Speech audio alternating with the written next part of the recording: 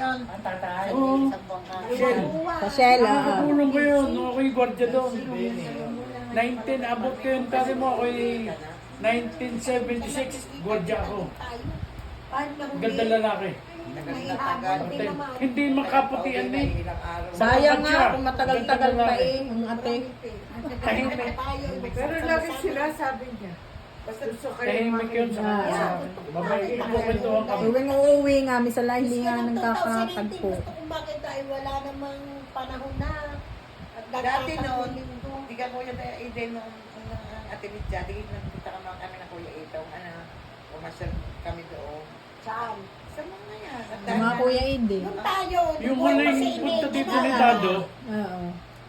Nung buhay yun pa ang si huling Inay. punta ni Dado dito. Oo, yung marami tayo Kasama, magkakasama. nakakasama Sa jeep, oo. Pampasaya. Di ba, madami nga kayo nun. Hindi, nung buhay pa si Inay, pumunta kayo sa akin ng yung kotse maliit lang. Ay, Yung puti pa ang aking Oo, kotse. ay dito naga kayo. Hindi, doon pa sa south. Antig.